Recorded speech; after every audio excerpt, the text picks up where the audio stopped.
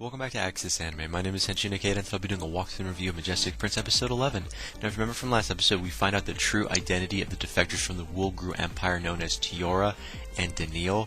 Now, Tiora is from a noble family where Daniil is a butler, but moving on past that, we find out Tiora tells Izuru the truth. They had a past, they had a history.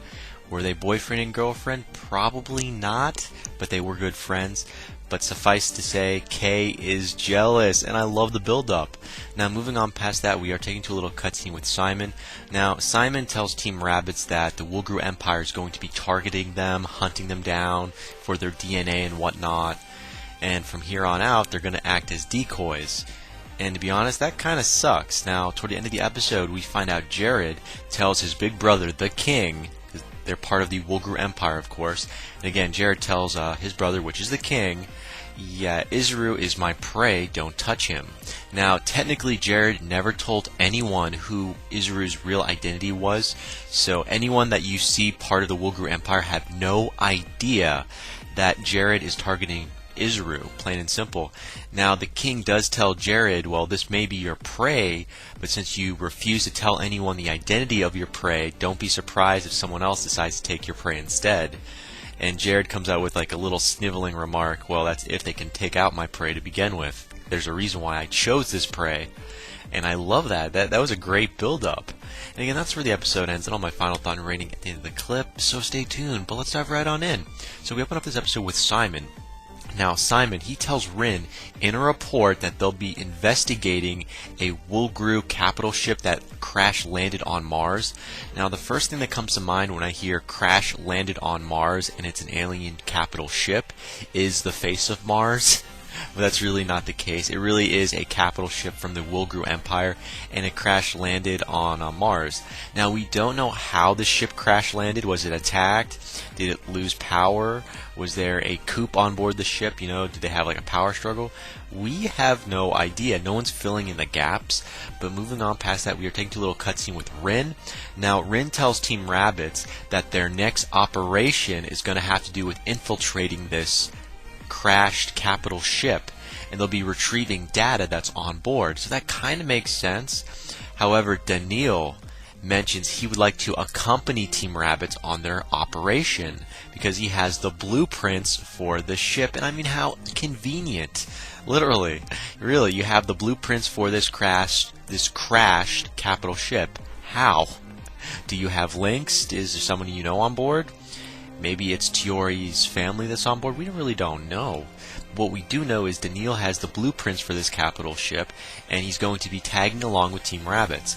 Now, technically, Daniil tells Team Rabbits you have 36 hours until the integrity of this spaceship, the structure, collapses because of the atmosphere that's on Mars. So that kind of sucks. That gives them 36 hours. However, it gets a little more interesting. Rin, she actually tells Team Rabbits, yeah, that's not going to happen. In fact, you have to do it within 24 hours. I'm like, you're fucking kidding me. You got to do a mission in 24 hours? Although you have technically 36 hours until the ship kind of crashes, the integrity kind of melts down. Thanks, Rin, for nothing. You literally ruin everything. Now, moving on past that, we are thrown with a little bit of information about the next mission, or in this case, the next operation. Now, the next operation is called Operation Ars.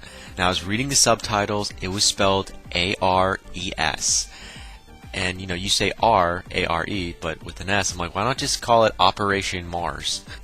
It makes more sense, but in the subtitles, it says Operation Ars. And again, Daniil will be accompanying Team Rabbits. So this time around, Team Rabbits won't be by themselves technically. They'll have to deal with an extra hand on the operation. Now, moving on past that, yes, we're on Mars finally. I know. I hope this is going to be like a pause, dramatic effect, something. We're finally on Mars. No. Right off the bat, Team Rabbits is attacked by the Woolgru Empire. Well, in this case, 4 bogies, which are considered warriors of the Woolgru Empire. and I thought they were kind of weird looking, but apparently these are the pawns of the Woolgru Empire. They're warriors, and they're attacking Team Rabbits right off the bat. No surprise there. And Izuru and Asagi take Daniil, and they go inside the capital ship, which crashed on Mars, while Tamaki and Kei kind of take out these little pawns known as bogies, I guess, which are from the Woolgru Empire. So it kind of feels like the women are doing all the real work while the guys just complete the easy stuff. I was kind of a shocker there. I'm like, what? Now, we do find out Daniil kind of leaves his little mecha, whatever you want to call it, his little transport vessel, to go inside the capital ship with Asagi and Izuru. And Asagi and Izuru get out of their mechas, which doesn't make any sense because now they're vulnerable. And instead of Daniil putting a flash drive into this capital ship's data entry point terminal, whatever you want to call it, he memorizes everything, which I thought was very interesting. He doesn't use an electronic device to record everything he finds. Instead, he memorizes everything. And that just doesn't make any sense. What the hell? Are you like a superhuman, a cyborg, an android, an AI? I don't know, but right now I'm fascinated to know more about Daniil. But anyways, that was the worst case scenario, was them jumping inside this capital ship and just getting the information and trying to leave. However, there is a storm that's outside of the spaceship that's getting more reckless, more or less. So this storm that's on Mars is ripping everything to shreds. Now, Tamaki has been contacted by the headquarters and has actually been told to tell Asagi and everyone else to get the hell out of Dodge first chance they can. So that was, definitely worth mentioning. Anyways, the storm does grow worse, but moving on past that, the information has been obtained, so whatever Daniil came to do paid off because Daniil got all the information he came to take. However, we still don't know what this information was. I mean, plain and simple, we don't know. However, during this little miniature operation, I should say, not mission, during this little miniature operation, Asagi and Izuru start to talk with Daniil just a little bit more.